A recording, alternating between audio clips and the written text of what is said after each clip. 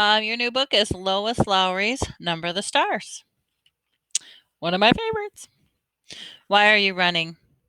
I'll race you to the corner, Ellen. Anne Marie adjusted the thick leather backpack on her back so her school books balanced evenly. Ready? She looked at her best friend. Ellen made a face. No, she said, laughing. You know I can't beat you. My legs aren't as long as yours. Can't we just walk like civilized people? She was a stocky 10-year-old, unlike lanky Anne Marie. We have to practice for the athletic meet on Friday. I know I'm going to win the girls' race this week. I was second last week, but I've been practicing every day. Come on, Ellen, Emery pleaded, eyeing the distance to the next corner of Copenhagen Street. Please! Ellen hesitated, then nodded, shifted her own rucksack of books against her shoulders.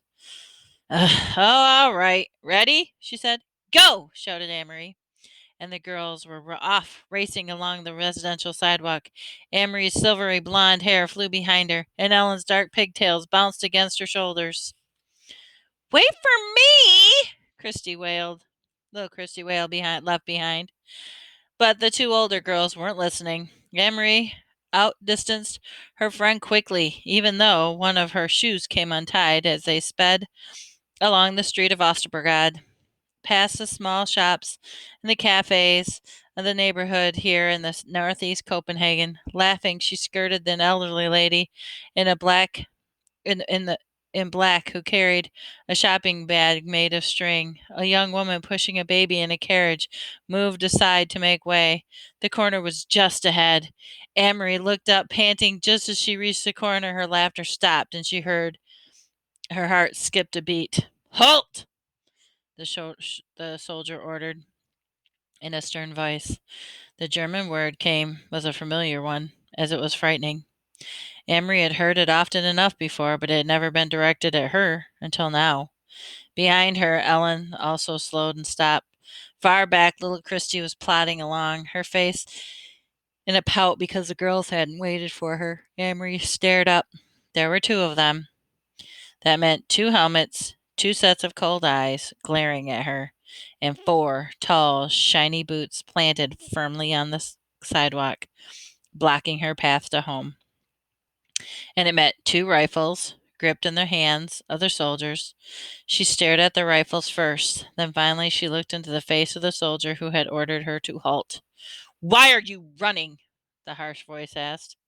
His Danish was very poor. 3 years, Amory thought with contempt. 3 years they've been in our country, and they still can't speak our language. I was racing with my friend, she answered politely. We have races at school every Friday, and I wanted to do well, and Her voice trailed away, the sentence unfinished. Don't talk too much, she thought. She told herself. Just answer them, that's all. She glanced back. Ellen was motionless on the sidewalk. A few yards behind her, farther back, Christy was still sulking and walking slowly towards the corner. Nearby, a woman had come out of the doorway of the shop and was standing there silently watching. One of the soldiers, the taller one, moved forward toward her. Amory recognized him as the one she and Ellen always called in whispers the giraffe, because of his height and his long neck that extended from his stiff collar. He and his partner were always on the corner. He prodded the corner of her backpack with the stock of his rifle. Amory trembled. What's in here? He asked loudly. From the corner of her eye, she saw the shopkeeper move quietly back into the shadows of the doorway out of sight. School books, she answered truthfully. Are you a good student? The soldier asked. He seemed to be sneering. Yes. What's your name? Anne-Marie Johansson. Your friend? Is she a good student too? He was looking behind her now at Ellen, who hadn't moved. Anne-Marie looked back too and saw that Ellen's face, usually rosy-cheeked, was pale and her dark eyes were wide. She nodded at the soldier. Better than me, she said. What's her name? Ellen. And who is this? He asked, looking at Amory's side. Christy had appeared now there, suddenly scowling at everyone. My little sister. She reached down for Christy's hand, but Christy was stubborn and refused it and put her hands on her hips defiantly. The soldier reached down and stroked the little girl sister's short, tangled curls. Oh, stand still, Christy, Amory ordered silently, praying that somehow the obstinate 5-year-old would receive the message. But Christy reached up, pushed the soldier's hand away, and said, "Don't!" she said loudly. Both soldiers began to laugh. They spoke to each other rapid in German, and Amory couldn't understand. "She's pretty, like my own little daughter," the tall one said, in a more pleasant voice. Amory tried to smile politely. "Go home, all of you. Go study your school books, and don't run. You look like hoodlums when you run." The two soldiers turned away. Quickly, Amory reached down again and grabbed her sister's hand before Christy could resist, hurrying the little girl along.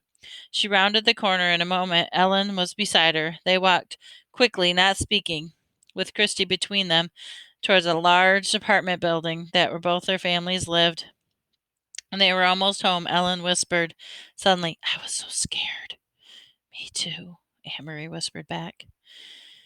As they turned to enter the building, both looked straight ahead towards the door. They did it purposely so they wouldn't catch the eye or the attention of two more soldiers, who stood with their guns on the corner as well. Christy scurried ahead of them through the front door, chattering on about the picture she was bringing home from kindergarten to show Mama. For Christy, the soldiers were simply a part of the landscape, something that had always been there, on every corner, as unimportant as lampposts throughout her all remembered life. "Are you going to tell your mother?" Ellen asked Amory, and they trudged together up the stairs. "I'm not. My mother would be upset." "Oh, good. No, I won't either. Mama would probably scold me for running on the street." She said goodbye to Ellen and on the second floor where Ellen lived and continued to the third floor, practicing in her mind a cheerful greeting for her mother, a smile, a description of today's spelling test in which she had done well. But she was too late. Christy had gotten there first. "And then he poked Amory's book bag with his gun. And then he grabbed my hair." Christy was chattering on as she took off her sweater in the center of the apartment of the living room. "But I wasn't scared. Amory and Ellen was, too, but not me." Mrs. Johansson quickly rose up from her chair by the window where she had been sitting. Mrs. Rosen, Ellen's mother, was there, too, in the opposite chair. They'd both been having coffee together, as they did many afternoons. Of course, it really wasn't coffee, though the mothers still called it that. Having coffee, there hadn't been no real coffee in Copenhagen since the beginning of the Nazi occupation. Not any even real tea. The mothers sipped on hot water flavored with herbs. "Amory, what happened? What is Chrissy talking about?" her mother asked anxiously. "Where's Ellen?" Mrs. Rosen had a frightened look. "Ellen's in your apartment. She didn't realize you were here," Amory explained. "Don't worry. It wasn't anything. It was the two soldiers who stand at the corner of Osterbrigade. You've seen them. You know, the tall one with the long neck, the one who looks like a silly giraffe." She told her mother that Mrs. Rosen of the incident, trying to make it sound as humorous and unimportant, but their uneasy looks didn't change. "I slapped his hand and shouted at him," Christy announced importantly. "No, she didn't, Mama," Amory reassured her mother. "She's exaggerating, as she always does." Mrs. Johansson moved to the window and looked down to the street below. The Copenhagen neighborhood was quiet. It looked the same as always. People coming and going from the shops, children play and the soldiers on the corner. She spoke in a low voice to Ellen's mother. "They must be edgy because of the latest resistance incidents. Did you read the Frierdansk about the bombings of Hildegrad and Narborough?" Although she pretended to be absorbed in unpacking her schoolbooks, Amory listened, and she knew what her mother was referring to. The Frierdansk, the Free Danes, was an illegal newspaper. Peter Nielsen brought that to them occasionally, carefully folded and hidden among ordinary books and papers, and Mamma always burned it after she and Papa had read it. But Anne Marie heard Mamma and Papa talking sometimes at night about the news they received that way. News about sabotage against the Nazis, bombs hidden and exploded in the factories that produced war materials, and industrial railroad lines damaged so that the goods couldn't be transported. And she knew what the resistance meant. Papa had explained when she was overheard the word and asked what resistance fighters were Danish people. No one knew who, because they were very secret, who were determined to bring harm to the Nazis however they could. They damaged the German trucks and cars, bombed their factories. They were very brave, and sometimes they were caught and killed. I must go speak to Ellen, Mrs. Rosen said, moving towards the door. You girls walk a different way to school. Promise me, Anne Marie. And Ellen will promise too. We will, Mrs. Rosen. But what does it matter? There are German soldiers on every corner. They will remember your faces, Mrs. Rosen said, turning in the doorway to the hall. It is important to be one of the crowd, always be one of the many. Be sure that they never have a reason to remember your face. She disappeared into the hall and closed the door behind her. He'll remember my face, Mama, Christy announced happily, because he said I looked like his little daughter. He said I was pretty. If he has such a pretty little girl at home, then why doesn't he go back to her like a good father? Mrs. Johansson murmured, stroking Christy's cheek. Why doesn't he go back to his own country? Mama, is there anything to eat? Amory asked, hoping to take her mother's mind away from the soldiers. Take some bread and give a piece to your sister. With butter? Christy asked hopefully. No butter, her mother replied. You know that. Christy sighed as Amory went to the bread box in the kitchen. I wish I could have a cupcake, she said. A big yellow cupcake with pink frosting. Her mother laughed.